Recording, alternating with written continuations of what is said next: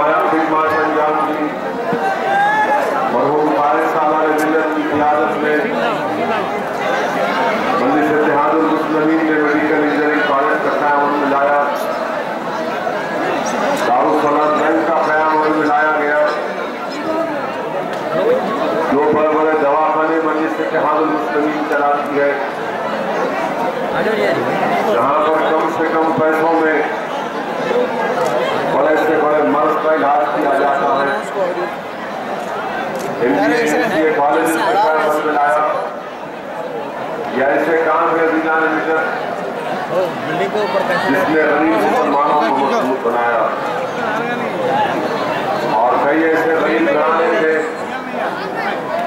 कई ऐसे हमारे नौजवान बच्चे और बच्चियां थे जिनको मजलिस इत्तेहादुल मुस्लिमीन ने इन तालीमी इदारों के तहत तालीम याफ्ता बनाने के मौके फराहम किए। यही एक बहुत बड़ा कारनामा मजलिस इत्तेहादुल मुस्लिमीन का। आज बहुत सी सियासी जमातें हैं, बहुत बड़े दावे करते हैं, मगर किसी ने भी हमारे इस तरह की खिदमत नहीं की। आज सारे हिंदुस्तान में जहाँ कहीं भी आप जाएंगे, वहाँ पर हमको शिकायत है हमारी गरीबी की ताल्लुक से, हमारी तालीमी पसमानदगी की शिकायत है। मगर जो ठोस काम मजलिस ने किया वो सारी दुनिया के सामने है।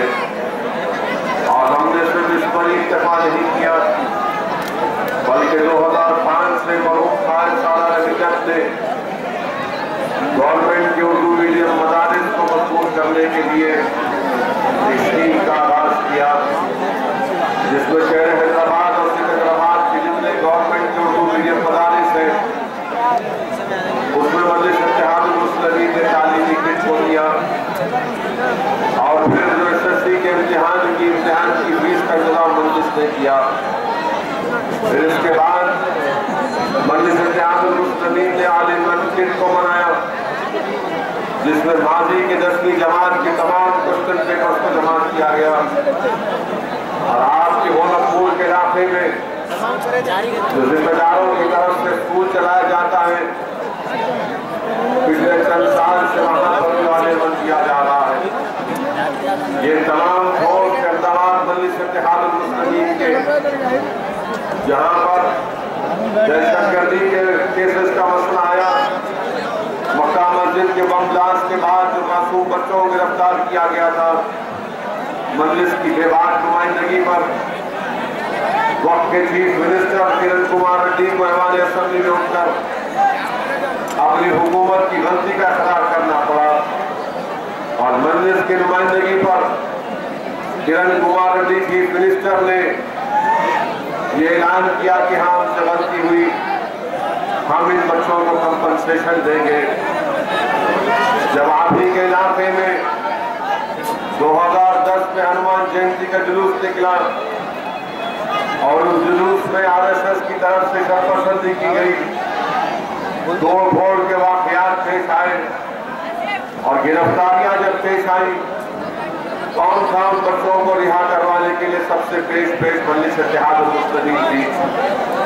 कई बच्चों को नॉन पेलेबल सेक्शन लगाकर गिरफ्तार किया गया और मजलिस आगे आई और उन बच्चों को बेलों पर रिहा करवाया। बेल के रकम भी मजलिस इत्तेहादुल मुस्लिमीन ने उसका इंतजाम करवाया। और उस वक्त कहाँ थे कांग्रेस पार्टी के जिम्मेदार लोग, कहाँ थे वो लोग जिन्होंने मजलिस का साथ नहीं देकर कांग्रेस पार्टी का साथ दिया, जो जाहिरन तो हमारे साथ थे मगर बल्दिया के इलेक्शन में कांग्रेस का साथ दिया। जब 2010 में हमारे बच्चों को गिरफ्तारी अमल में लाई गई, उस वक्त कोई सामने नहीं आया। जब इन इलाकों में कर्फ्यू का मंजर कर दिया गया, यही मजलिस के अरकान असेंबली थे जो मुशीराबाद के गली कूचों में फिरकर हमारे इलाकों में गरीब आवाम में मजलूम आवाम जो परेशान थी उनको इत्मीनान दिला रहे थे, उनके हौसलों को बुलंद रख रहे थे। जिन घरों से बच्चों को उठा लिया गया था उनके जिम्मेदारों से बात करके उनको इत्मीनान दिला रहे थे, उनको तसल्ली दे रहे थे कि हम अपनी जमात के लीगल सेल के जरिए से आपके बच्चों को रिहा करवाएंगे। जो पुलिस की तरफ से कई नाम थे, गिरफ्तारियों की लंबी लिस्ट थी, ये मजलिस की नुमाइंदगी थी जिसकी नुमाइंदगी पर पुलिस आगे नहीं बढ़ सकी। अजीज दोस्तों, ये मुख्तसर मजलिस इत्तेहादुल मुस्लिमीन की खिदमत आपके सामने रख रहा हूँ। अगर मजलिस इत्तेहादुल मुस्लिमीन के 56 साल सियासी सफर के वो अजीम खिदमत को जो हमारे मरहूम कायदीन ने किया, या फिर सालार मिल्लत के साथ जो हमारे अजीम कायदीन ने उनका साथ किया, जो आज भी हमारे दरमियान में है, जो आज भी यहाँ पर मुशीराबाद में रहती है, उनके अजीम कुर्बानियों का अगर जिक्र करना शुरू करूं तो शायद ये पूरी रात मुकम्मल हो जाए और सुबह की फजर की अज़ान भी हो जाए, तब भी मैं उन तमाम खिदमात का जिक्र खत्म नहीं कर सकता। मेरे अजीज दोस्तों, मेरे नौजवानों, आज जिस दौर से हमारा मुल्क गुजर रहा है, इसलिए बेहद जरूरी है कि आप अपनी जमात को मजबूत करें। मैं आप पे बात बताना इसलिए हम समझता हूं कि राजस्थान में, छत्तीसगढ़ में, मध्य प्रदेश में, इन 3 रियासत में, दिल्ली में इलेक्शन हुए 4 रियासतों में, यहाँ पर कांग्रेस बुरी तरह नाकाम हुई। दिल्ली में भी कामयाब नहीं हो सकी। राजस्थान में इख्तियार बीजेपी के हाथ में चला गया। मध्य प्रदेश में कांग्रेस ने बीजेपी को शिकस्त नहीं दे सकी, न छत्तीसगढ़ में दे सकी।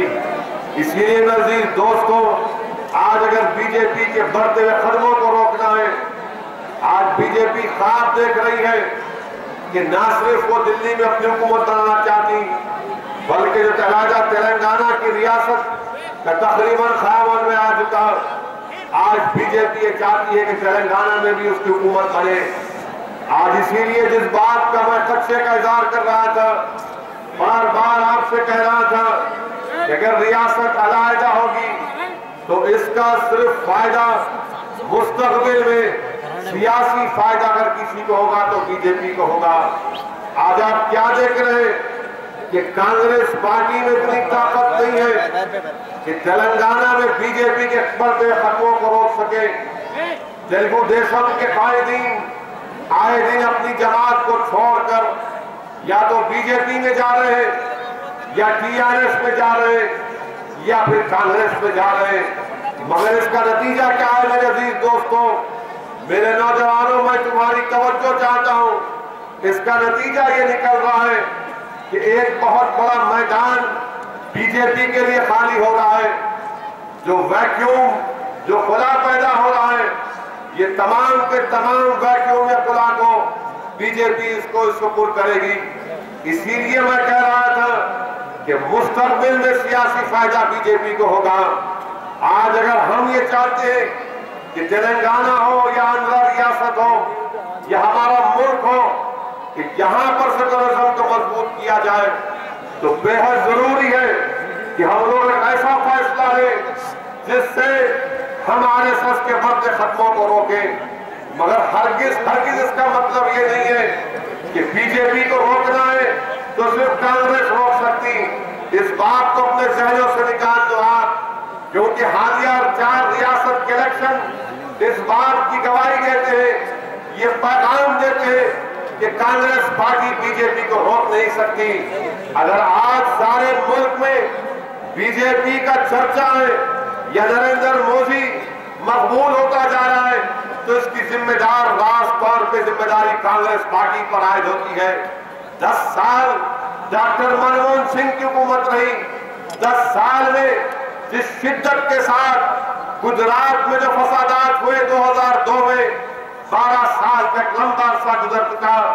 अगर मरकजी हुकूमत, अगर कांग्रेस पार्टी सही तरीके से उन तमाम मुकदमात को फॉलो करती तो यकीनन आज नरेंद्र मोदी गुजरात से बाहर नहीं निकल सकता था। मगर इन लोगों की ये नादानी, इनकी गलती यही वजह है कि आज सारे हिंदुस्तान में बीजेपी ताकत की और उनकी ताकत बढ़ती जा रही है। जहां कहीं भी हम देखते हैं, ये देखने में आता है कि बीजेपी की ताकत में इजाफा हो रहा है।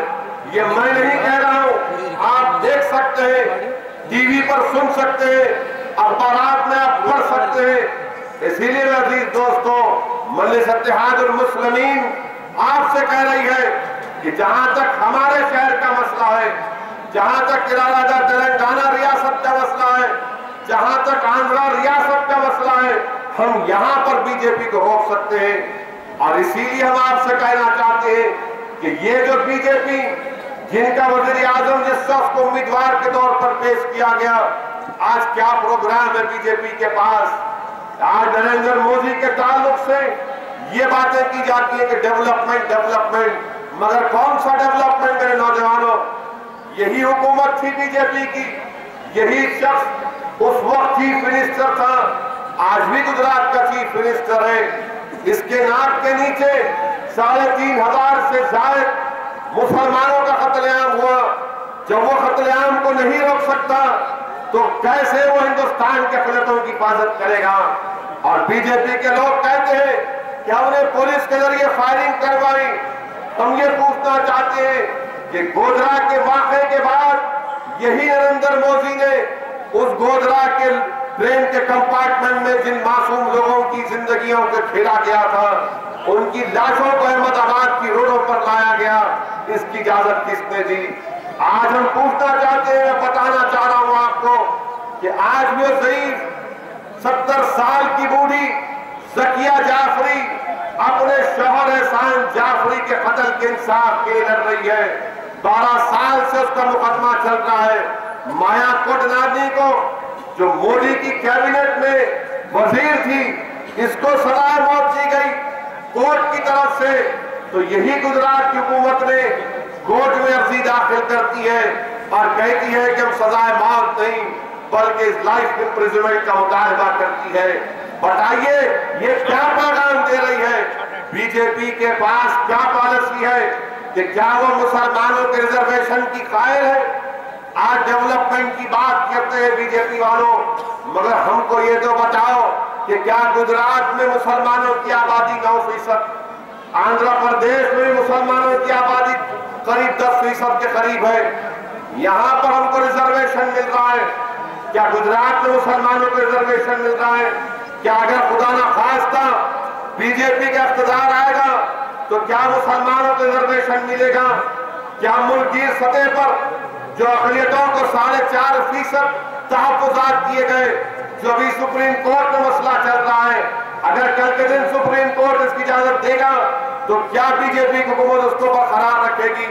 जो आज वज़ारत अक़लियती बहबूद है, उसके तहत प्री मैट्रिक स्कॉलरशिप सारे मुल्क के अक़लियतों के बच्चों को दिया जाता है। अगर किसी रियासत में प्री मैट्रिक स्कॉलरशिप नहीं दिया जाता गरीब बच्चों को पढ़ने और पढ़ाने के लिए, ये गुजरात की रियासत में नहीं मिलता। यही मोदी डेवलपमेंट की बात करता, गुजरात में प्री मैट्रिक स्कॉलरशिप नहीं दी जाती।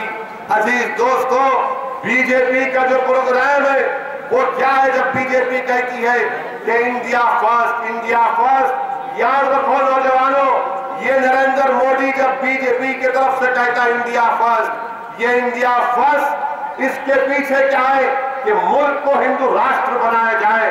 असल मकसद इसका ये है। ये शख्स नरेंद्र मोदी जिसने अपनी जिंदगी की आंख आरएसएस के आगोश में खोली, जिसको 14 साल की उम्र से आरएसएस से वाबस्ता है, वो क्या हिंदुस्तान के सेकुलरिज्म पर भरोसा करेगा? ये वो शख्स है जो इंडिया फर्स्ट के नाम पर हिंदुस्तान को हिंदू राष्ट्र बनाना चाहता है। इसीलिए आप देखते हैं कि अपनी माशी पॉलिसी के ताल्लुक से कुछ नहीं बयान कर सकता। आज आप अहमदाबाद जाओ, अगर कोई जा सकता है अहमदाबाद तो सऊदी ओवैसी चैलेंज के साथ कह रहा है कि सरजमीन अहमदाबाद पर जुहापुरा इलाका है।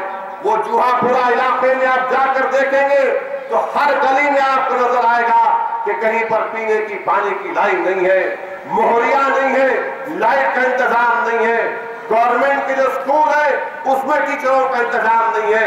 ये इसलिए कि जुहापुरा में 60% आबादी मुसलमानों की। ये काम वहां पर हो रहा है और फिर इंडिया फर्स्ट की बातें करते फिरता है मोदी। बताओ तुम्हारा क्या मौकफ है सर जहां के एनकाउंटर के ऊपर? तो अमित शाह बोलेगा कि मुझको टारगेट बनाया जा रहा है, पूरे मुल्क में एनकाउंटर हुए उसके ताल्लुक से नहीं पूछा जाता। अरे एक कैसा जवाब है, अगर कोई भी एनकाउंटर गलत होगा तो कत्ल है, मगर इस तरह जहां का एनकाउंटर हुआ तो खामोश हो जाते हैं। सोहराबुद्दीन को गोली मारकर खत्म कर दिया गया, उसकी बीवी कौसर बी का क्या कसूर था? सोहराबुद्दीन के बारे में कहते कि वो माफिया था, उसके पास से बंदूक निकले, उसके पास से बम निकले। अगर ये बात सच है तो तुम उसको गिरफ्तार करते, उससे पूछते कि तुमको हथियार किसने दिया, मगर वो नहीं करते। खुद बीजेपी का इतना बड़ा लीडर हरीन पांड्या जिसको गोली मारकर अलग कर दिया गया, 18 बच्चों को गिरफ्तार किया गया, जिसमें हमारी रियासत के 10 बच्चों को गिरफ्तार किया गया था। आज वो 10 बच्चे 5.5-6 साल साबरमती के जेल में रहे, मगर हाई कोर्ट ने फैसला दिया कि किसी ने भी हरीन पांड्या का कत्ल नहीं किया। मैं हरीन पांड्या की बेवा को विशाखापट्टनम की जेल में ले जाकर उस बच्चे से मुलाकात करवाया जिस पर इल्जाम लगाया गया था कि ये हरीन पांड्या को गोली मारा। उस बच्चे ने साफ कह दिया हरीन पांड्या की बेवा से कि मैंने तुम्हारे शौहर को नहीं मारा। खुद बीजेपी का आरएसएस का हरीन पांड्या उसको गोली मार दिए। सवाल ये पैदा होता कि इतने वाकयात है, मोदी बात करता इंडिया फर्स्ट, मोदी बात करता कि हम कोई हमारे पास फसाद नहीं हुआ। सवाल ये पैदा होता है कि गुजरात की जेलों में, अहमदाबाद की जेलों में 10% आईपीएस ऑफिसर अहमदाबाद की जेलों में है। ये बीजेपी का कारनामा। अजीज दोस्तों, ये तमाम वाकयात हुए, मगर कांग्रेस पार्टी ने क्या किया? अरे ये लोग क्या कर सकते? 2010 में जब मुर्शिदाबाद में गड़बड़ हुई तो पूरे भाग गए कांग्रेस वाले, कहीं पर नजर नहीं आए। गोरखपुर में पुलिस आई तो नजर नहीं आए। मुर्शिदाबाद के चौरस्ते पर बच्चों को मारा जा रहा था तो नजर नहीं आए। अरे जब इलेक्शन का मामला आता, वोट का मामला आएगा तो आ जाएंगे गोरखपुर की गलियों में, आकर भीख मांगेंगे कि हमारी झोली में वोट डाल दो। पूछो इन लोगों से, आप सवाल करो इन लोगों से कि आम दिनों में आकर जी करना, आम दिनों में आकर फूल का हार पहनना, आम दिनों में आकर किसी के घर में बैठकर चाय पीना कोई बड़ी बात नहीं है। जब लाठियां चलती है, जब गोलियां चलती है, जब कर्फ्यू का मंजर होता, जब डर खौफ का माहौल होता, ऐसे वक्त में कौन नजर आता तो सिवाय मजलिस इत्तेहादुल मुस्लिमीन के। आप इस बात को ध्यान नशीन कर लीजिए। यकीनन हमको फैसला कबूल है बल्दिया के इलेक्शन का, मगर मैं आपसे कायदेमंद गुजारिश कर रहा हूं कि माजी में जो हो चुका अब सिकंदराबाद की पार्लियामेंट की सीट के लिए मजलिस अपना उम्मीदवार खड़ा करेगी। मेरी आपसे गुजारिश है कि आप एक को अपना वोट इस्तेमाल करना पड़ेगा। मजलिस के उम्मीदवार को कामयाबी के लिए आपको कोशिश करना पड़ेगा। दुआ करिए और अपने वोट का इस्तेमाल करिए। आज इनके पास कोई प्रोग्राम नहीं, कोई ताकत नहीं। आंध्रा रियासत बनाए, हैदराबाद बनाए। अरे मजलिस ये सवाल करती है, तुम तेलंगाना बनाए तो क्या दिए हैदराबाद? तुम तेलंगाना बनाए तो हैदराबाद को क्या दिए? पूछो इन कांग्रेसियों से। अगर मजलिस की नुमाइंदगी नहीं होती तो हैदराबाद को यूनियन टेरिटरी बना देते। हम जाकर एहतजाज किए, वजीर आजम से मिला, कांग्रेस के सदर से मुलाकात किया, कहा कि हैदराबाद को यूनियन टेरिटरी नहीं बना सकते आप, हमारे लिए काबिल कबूल नहीं है। मजलिस ने जाकर कहा कि हैदराबाद का टैक्स का पैसा लेकर आप दूसरी रियासत को नहीं लगा सकते। हमारे मुतालबे के ऊपर हैदराबाद यूनियन टेरिटरी नहीं बना, वरना ये लोग कैसे भिखारी थे कि इनको सिर्फ तेलंगाना कैसा भी मिलो ले लो, लंगड़ी हालत में मिलो, अंधी हालत में मिलो। मगर क्या हुआ? सबसे अहम काम ये कांग्रेस पार्टी ऐसी पार्टी कि एक काम करती और दो काम को फंसा देती। हैदराबाद तेलंगाना का हिस्सा बोले, हम जाकर इनको बोले तो कांग्रेस के लीडर बोले ओवैसी साहब आप बोले थे यूनियन टेरिटरी नहीं बनाना, हम नहीं बनाए। आप बोले थे मैं बोला फिर मैं ये भी तो बोला था आपसे कि हैदराबाद का लॉ एंड ऑर्डर गवर्नर के पास नहीं रख सकते। तो कांग्रेस के बहुत बड़े यूनियन मिनिस्टर ने कहा कि असदुद्दीन ओवैसी साहब, हमको फेस सेविंग चाहिए, हमको फेस सेविंग चाहिए, हम क्या सूरत दिखाएंगे सीमांध्रा के लोगों। मैं बोला ये कौन सी सूरत की बात कर रहे हैं आप? कहां आपकी तो सूरत वहां बिगड़ गई सीमांध्रा में। आप 25 में से एक पार्लियामेंट की सीट भी नहीं जीत सकते। 175 असेंबली में से 8-10 जीते तो बहुत बड़ी बात नहीं। हमारे को फेस सेविंग के लिए हम लॉ एंड ऑर्डर हैदराबाद का गवर्नर को दिए। मैंने कहा यह गलत है, गैर दस्तूरी है। आप गवर्नर के पास लॉ एंड ऑर्डर नहीं रह सकता। सरकारिया कमीशन को अब उठाकर पढ़ो। मैं चैलेंज कर रहा हूं, सरकारिया कमीशन ने क्या कहा था? सरकारिया कमीशन ने साफ कहा, हिंदुस्तान का आर्टिकल 246, 163 साफ कहते हैं कि लॉ एंड ऑर्डर रियासत का मामला है, मरकज का मामला नहीं है। मगर उठाकर हैदराबाद और साइबराबाद का लॉ एंड ऑर्डर गवर्नर साहब के हवाले कर दिए। कौन है गवर्नर साहब? कौन है गवर्नर साहब? ये क्या आवाम ने इनको मुंतखब किया? क्या आवाम ने इनको तायीद किया? अरे जो रूलिंग पार्टी के पास जाकर बैठकर इनका साथ खाना खाता, इनकी तारीफ करता, इसको गवर्नर बना देते, इसको गवर्नर बना दिए। क्या लगा खुदा ना खास्ता बीजेपी की गवर्नमेंट बनेगी दिल्ली में तो कौन गवर्नर बनेगा? और आप कांग्रेस पार्टी के लोगों, तुमने ये पैगाम दिया कि 8.5 जिलों का लॉ एंड ऑर्डर तेलंगाना के चीफ मिनिस्टर के पास और 1.5 जिले का लॉ एंड ऑर्डर गवर्नर के पास। अफसोस होता है मुझे, जो कोई भी तेलंगाना का चीफ मिनिस्टर बनेगा, अरे तुम में क्या इज्जत होगी कि तुम जब हैदराबाद को आओगे तो हैदराबाद का चीफ मिनिस्टर तुम नहीं होगे। हैदराबाद का चीफ मिनिस्टर तो पुलिस का कमिश्नर होगा, हैदराबाद का चीफ मिनिस्टर उसके पास अख्तियारात रहेंगे, तुम्हारे पास कोई अख्तियार नहीं होगा। ये आपने कर दिया, लॉ एंड ऑर्डर उनके हवाले कर दिया। हम इसकी मुखालिफत किए। अब इसके खिलाफ हम सुप्रीम कोर्ट को जाएंगे, सुप्रीम कोर्ट को जाएंगे। मजलिस ने कहा कि देखो हैदराबाद में पीने के पानी की किल्लत है। अब गर्मा का मौसम का आगाज हो चुका। पहले पानी 2 दिन में एक मरतबा आता, अब गर्मा के आगाज के बाद 3 दिन में एक मरतबा आएगा। और फिर पानी आने के वक्त अल्लाह अच्छा रखे लाइट वालों को लाइट बंद कर देते। पानी आने का टाइम 10 मिनट नहीं होता, लाइट बंद हो जाती। लाइट बंद हो गई तो पंप क्या काम करेगा? बगैर पंप के पानी हमारे घर में नहीं आता। मजलिस ने क्या कहा था? देखो शहर को 18-20 टीएमसी पानी की जरूरत है, 18-20 टीएमसी पानी की जरूरत है। और खुद आपका इलाका आप जानते कि आज से कई बरस पहले यहाँ पर गंदा पानी पीकर लोग बीमार पड़े, बच्चे मरे भी। आप जानते हो तकलीफ को। मजलिस ने कहा कि हम जानते हैं कि गरीब इलाकों में पानी नहीं आता। मजलिस ने क्या कहा?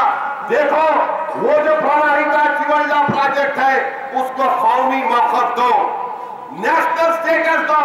मगर महाकबूल नहीं करे पार्लियामेंट में। ये ऐसे कांग्रेस वाले ऐसा लड़ रहे थे लोग सभा में मेरे को, अरे आप कई को तरमीम पेश कर रहे।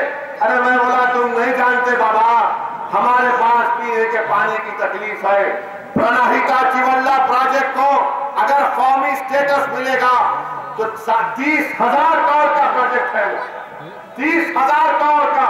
और जब तक वो पानी नहीं आएगा हैदराबाद में पीने का पानी के मसला हल नहीं हो सकता। गोदावरी से पानी उठाएंगे और फिर करीमनगर जिले को लाखों एकड़ का पानी मिलेगा, मेदक जिले के लाखों एकड़ का पानी मिलेगा, रंगारेड्डी के लाखों एकड़ का पानी मिलेगा, शहर हैदराबाद को पानी आएगा। हमारे इस मुतालबे को मंजूर नहीं किया गया। मैंने कहा देखो हैदराबाद में बर्फी की जरूरत है। क्या 3-3 घंटे आज से लाइट बंद नहीं हो रही? नाम को 3 घंटे बोलते मगर दिन में 5 घंटे 6 घंटे हो जाते। और हमारे इलाके मुर्शिदाबाद, गोरखपुर, पुराना शहर वो तो ऐसा करते हैं कि 8-8 घंटे 7-7 घंटे जब जाके बोलना पड़ता है इलेक्ट्रिसिटी को, डी को, CMD को क्या है, खोलते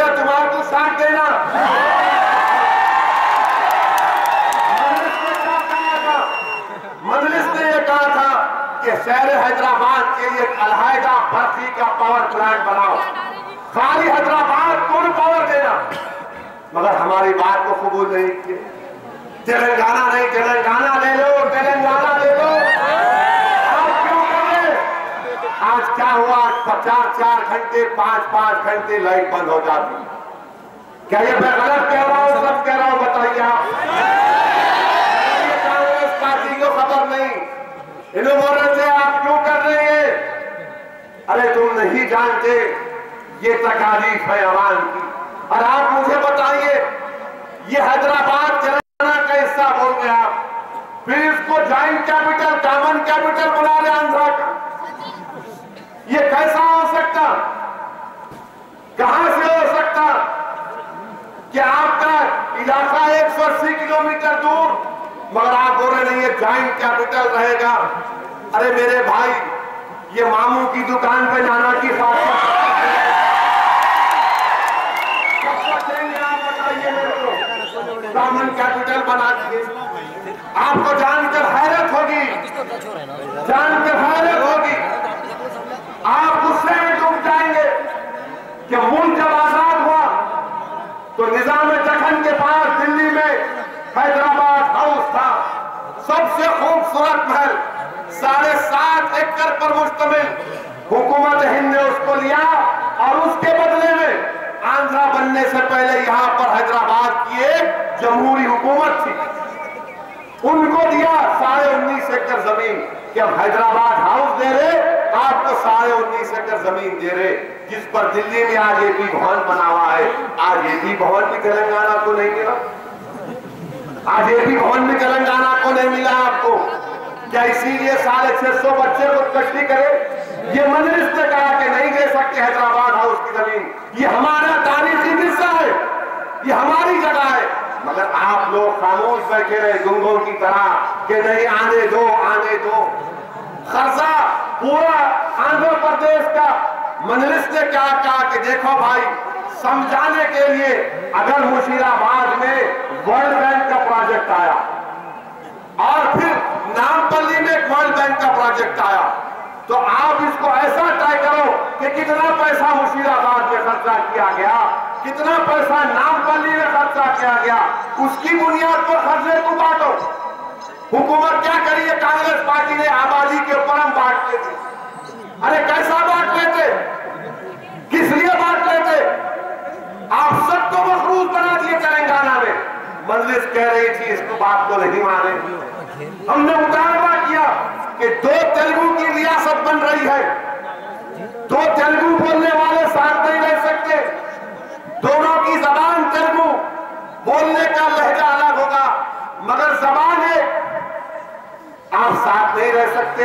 आप बोले हमारे को अलहदा रियासत दे दो, फिर उर्दू बोलने वाले कहां पर जाना? उर्दू बोलने वाले कहां पर जाना?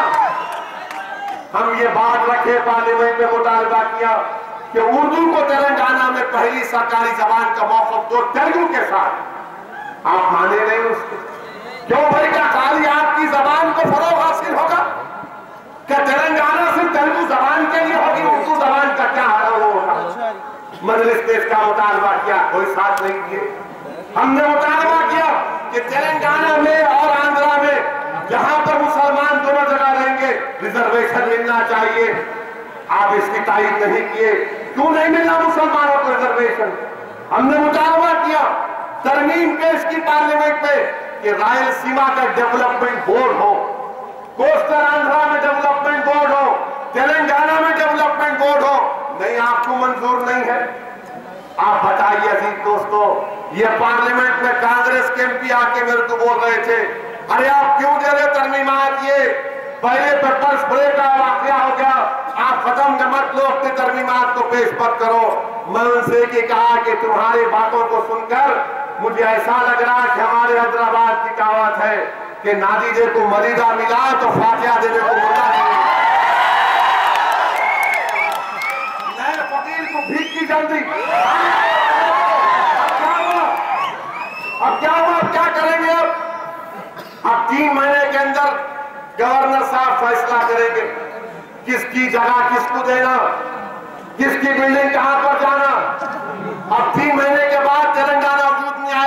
इंटेक डेट के दिन क्या मिलेगा आपको? आपको क्या मिलने वाला है? कभी इस बारे में तो सोचो। मगर इनको फिक्र नहीं है। इनको फिक्र क्या है कि मैं चीफ मिनिस्टर बन जाना, मैं चीफ मिनिस्टर बन जाना, मेरी रोटी पे सबसे पहले दाल मैं खींचना, मेरे प्लेट में रोटी आ जाना। अरे क्या है तुम लोगों का? कभी तो सोचो गरीब आवाम के बारे में। आज हैदराबाद तड़प रहा है पीने के पानी के लिए। आज हैदराबाद की आवाम परेशान है बर्फी के कटौती के सिलसिले में। आज गरीब आवाम परेशान है। एक एक को लाइट के बिल में, पानी का बिल आ रहा है 300-300 रुपये, 400-400 रुपये। पानी का बिल आने के बाद हम ताज्जुब करते, अरे काशी आया, मैं दौरा कर रहा था नटराज नगर झिल्ला का। वहां पर हमारी एक बहन ने मुझसे कहा, एक ज़ईफ हमारी मां ने कहा, अरे ये देखो पानी का बिल आया, पानी का बिल आया। और हमारी अम्मा ने कहा कि उसके मुंह में मट्टी पड़ो, पानी हमारे को नहीं आया। मगर ये फुला का शख्स जो है 400 रुपए का बिल भिजाया मेरे। सही है, जब पानी नहीं है तो बिल कैसे आ रहा? पानी तो मिलना ना मेरे भाई। मैंने क्या किया, अपने एमपी फंड से एक स्कीम का आगाज किया। 12.5 लाख रुपए की स्कीम, जहां पर बोरवेल होगा वहां पर मैंने मशीन लगाई। आप 1 रुपया डालो, 11 लीटर मिनरल पानी, मिनरल वाटर का पानी मिलता है। सिकंदराबाद के एमपी साहब को तौफीक नहीं हुई, आपको भी मिलते ना 5 करोड़ रुपये। कितने खर्चा किए इलाकों में बताओ मार को? मैंने किया अपने पार्लियामेंट के पैसों से। हर जगह पर तकरीबन 15 जगह पर मैंने स्कीम का आगाज किया। आप जाकर देख सकते, चाहे 1 रुपया डालकर 11 लीटर साफ पानी मिल रहा है। और जहां जहां हमने स्कीम को लगाया, ये पानी के फिल्टर को लगाया, वहां पर बच्चों की बीमारियां कम होगी।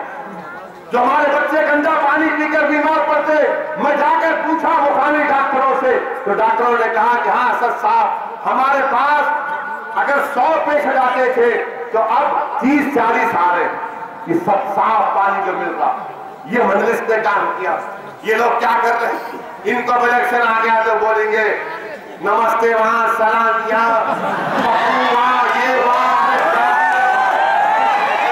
ये काम निकाले रवि दोस्तों। आज हर एतबार से मजलिस के पास एक प्रोग्राम, मेरे हैदराबाद आपके सामने बैठे हुए मजलिस ने क्या किया, 5 रुपये में खाने की स्कीम का आगाज किया। 5 रुपये में रोज 15,000 गरीबों को, 15,000 गरीबों को 5 रुपया आप देंगे तो अल्हम्दुलिल्लाह पेट भर खाना आप खा सकते। हमने किया बल्दिया के फंड से किया, कोई बाहर से पैसे नहीं लाए। तो कांग्रेस वाले पूछे कैसा कर रहे? मैं बोला ऐसा कर रहे कि हम खुद नहीं खा रहे, तुम लोग रहे तो तुम खाते, हम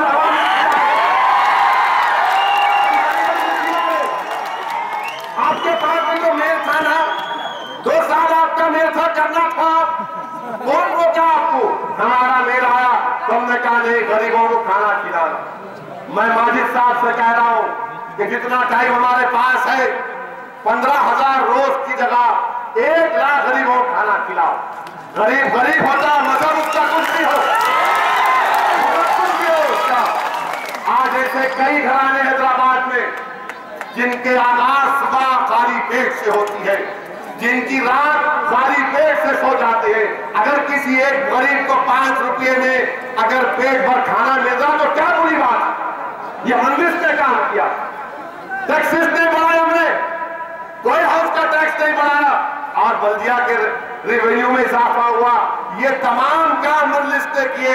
इसीलिए मैं अजीज दोस्तों, हर एतबार से मजलिस इत्तेहाद और मुस्लिमीन आपकी खिदमत करती आ रही। और ये हम पे झूठा इल्जाम, क्या इल्जाम लगाती है हम पे कि नहीं फिरका परस्त है? कौन सी फिरका परस्ती है बताओ मेरे को? कहाँ की फिरका परस्ती है? हम हिंदुओं के खिलाफ नहीं है, हम हिंदुत्व के खिलाफ है। हम हिंदुओं के खिलाफ नहीं है, हम आरएसएस के खिलाफ है। हम हमारे हिंदू भाइयों के खिलाफ नहीं है, हम नरेंद्र मोदी के खिलाफ। मोदी ने नरेंद्र मोदी को इंशाअल्लाह उतारा। दूसरे हिंदुस्तान के रियासत में जाना होगा, वहां पर उसका बोलबाला हो रहा होगा। मगर ये गयूर लोगों की सरजमीन हैदराबाद, ये गयूर लोगों की सरजमीन है। ये गरीब हम जरूर है, मगर सौदा नहीं करते। हमने इतनी ताकत और कुव्वत है कि हमने बड़े बड़े सूरमाओं का मुकाबला किया और मुकाबला करेंगे इंशाअल्लाह ताला। हम मुकाबला करेंगे। हिंदुस्तान को बचाना है मेरे अजीज दोस्तों। ये मुल्क अगर बचाना है तो बीजेपी को रोकना है। ये मौजूदा दौर का हिटलर है, इसको रोकना है। ये तरक्की इंडिया फर्स्ट कुछ नहीं है। मुल्क को हिंदू राष्ट्र बनाने की कोशिश कर रहे हैं। मुल्क को हिंदू राष्ट्र बनाने की कोशिश कर रहे हैं। इनके तमाम अज़ाइम छुपे हुए हैं। ये चाहते हैं कि हर चीज में हिंदुत्व को लागू किया जाए, हर चीज में हिंदुत्व को लागू किया जाए।